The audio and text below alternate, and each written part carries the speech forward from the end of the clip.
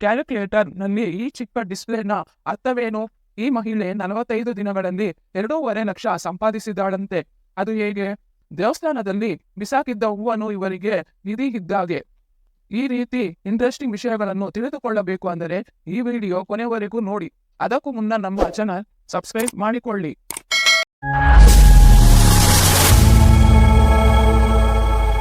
ನಿಮಗಿದು ಗೊತ್ತೇ?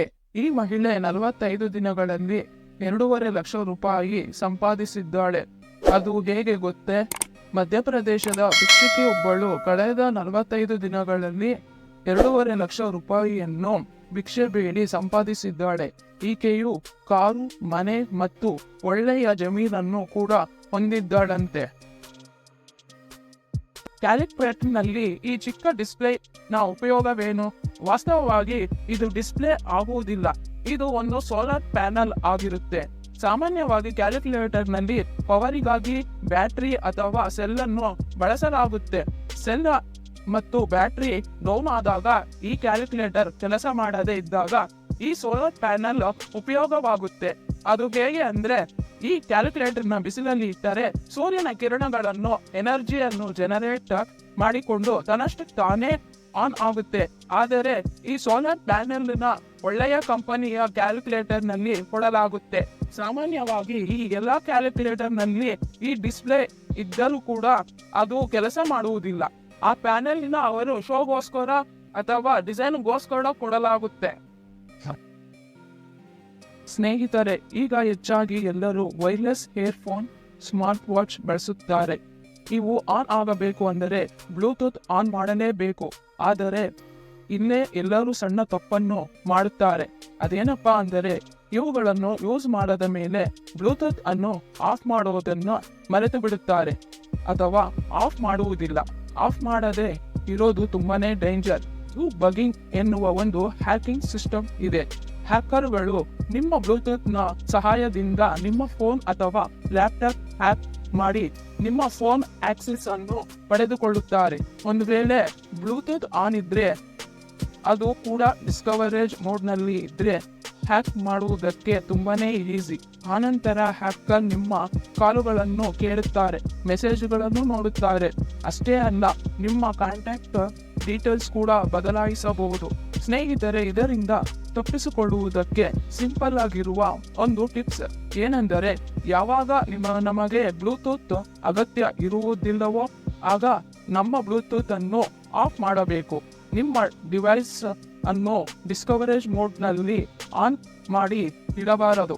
ಒಂದು ವೇಳೆ ಆನ್ ಇಟ್ಟಿದ್ದರೆ ಅದನ್ನು ಆಫ್ ಮಾಡಿ ಬ್ಲೂಟೂತ್ ಬಳಕೆ ಮಾಡಿದ ನಂತರ ಪೇರ್ ಮಾಡಿದ ಡಿವೈಸ್ ಅನ್ನು ರಿಮೂವ್ ಮಾಡಬೇಕು. ಸ್ನೇಹಿತರೆ, WWE ನೀವು ಎಲ್ಲ ನೋಡೇ ಇರ್ತೀರಾ. ಸ್ನೇಹಿತರೆ, WWE ತುಂಬಾ ಜನ ಚಾಂಪಿಯನ್ಸ್ ಇದ್ದಾರೆ. ಆದರೆ ಅದರಲ್ಲಿ ಜಾನ್ ಸೀನಾಗೆ ಮಾತ್ರ ಒಂದು ಸ್ಪೆಷಲ್ ಕ್ರೇಜ್ ಇರುತ್ತೆ. ಜಾನ್ ಸೀನಾ ಮೊದಲ ಸಲ 2002 ಜೂನ್ 27ರಂದು ಮೊದಲ ಮ್ಯಾಚ್ ಅನ್ನು ಆಡ್ತಾನೆ. ಆಗ ತನ್ನ ಅಪಾಯಿಂಟ್ಮೆಂಟ್ ಕಾಟ್ ಟ್ಯಾಂಗಲ್. ಆದರೆ ಫ್ಯಾಟ್ ಇದಲ್ಲ. ಫ್ಯಾಟ್ ಏನಪ್ಪಾ ಅಂದ್ರೆ, ಇಷ್ಟು ದೊಡ್ಡ ಚಾಂಪಿಯನ್ಗೆ ಸ್ಪೈಡರ್ ಅಂದ್ರೆ ತುಂಬಾ ಭಯವಂತೆ. ಅದೇನೇ ಆರ್ಚನೋಫೋಬಿಯಾ ಅಂದ್ರೆ ಸ್ಪೈಡರ್ನ ನೋಡಿ ಭಯಪಡುವುದು. ಸ್ನೇಹಿತರೆ, ನೀವು ಎಷ್ಟು ಜನ ಜಾನ್ ಸೀನಾಗೆ ಫ್ಯಾನ್ಸ್ ಇದ್ದೀರಾ ಅಂತ ಕಾಮೆಂಟ್ ಮಾಡಿ ತಿಳಿಸಿ.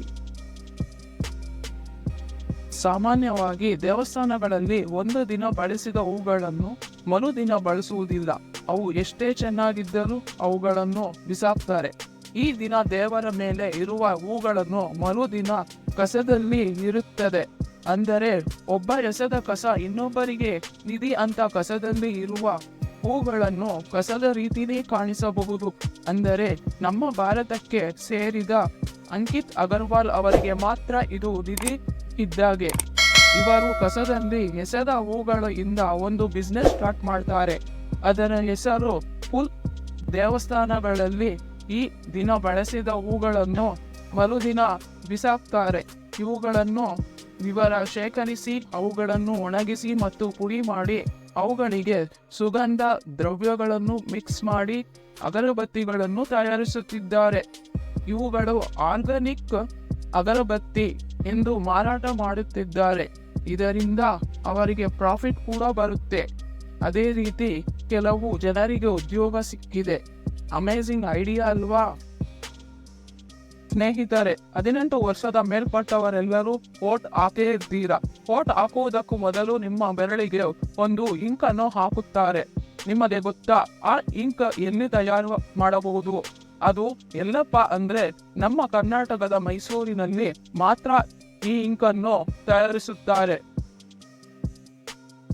ಸ್ನೇಹಿತರೆ, ನಾವೆಲ್ಲರೂ ನಮ್ಮ ದೇಶದಲ್ಲಿ ಸಾಮಾನ್ಯವಾಗಿ ಬ್ಲೂ ಅಥವಾ ರೆಡ್ ಕಲರ್ ಪೆನ್ನಲ್ಲಿ ಬರೆಯುತ್ತಾ ಇರ್ತೀವಿ. ಆದರೆ ಕೆಲವು ದೇಶಗಳಲ್ಲಿ ರೆಡ್ ಪೆನ್ನಲ್ಲಿ ಬರೆಯುವುದು ನಿಷೇಧವಂತೆ. ಅದರ ಬಗ್ಗೆ ತಿಳಿದುಕೊಳ್ಳೋಣ ಬನ್ನಿ.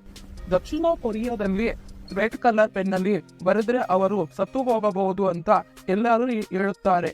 ಅದರ ಹಿಂದೆ ಇರುವ ರೀಸನ್ ಏನಪ್ಪಾ ಅಂದ್ರೆ, ಗಾಂಗ್ ಟು ಕೊರಿಯಾ ಸರ್ವಿಸ್ ಪ್ರಕಾರ ರೆಡ್ ಪೆನ್ನಲ್ಲಿ ಬರೆದ್ರೆ ಸತ್ತು ಹೋಗುವುದಿಲ್ಲ. ಆದರೆ ಕೊರಿಯಾದ ಸಂಪ್ರದಾಯ ಪ್ರಕಾರ ಯಾರಾದರೂ ಸತ್ತು ಹೋದರೆ ಅವರ ಹೆಸರು ರೆಡ್ ಕಲರ್ ಪೆನ್ನಲ್ಲಿ ಬರೆಯುತ್ತಾರಂತೆ. ಅದರ ಕಾರಣದಿಂದಾಗಿ ಅಲ್ಲಿರುವ ಜನರು ಬದುಕಿರುವ ಜನರ ಹೆಸರನ್ನು ರೆಡ್ ಕಲರ್ ಪೆನ್ನಲ್ಲಿ ಬರೆಯಬಾರದು ಅಂತ ನಿಷೇಧಿಸಿದ್ದಾರೆ. ಈ ಇನ್ಫಾರ್ಮೇಶನ್ ವಿಡಿಯೋ ಅನ್ನು ನಿಮ್ಮ ಫ್ರೆಂಡ್ಸಿಗೆ ಶೇರ್ ಮಾಡಿ ಹಾಗೂ ಈ ತರ ಇಂಟ್ರೆಸ್ಟಿಂಗ್ ವಿಡಿಯೋಗಳಿಗಾಗಿ ಸಬ್ಸ್ಕ್ರೈಬ್ ಮಾಡಿ.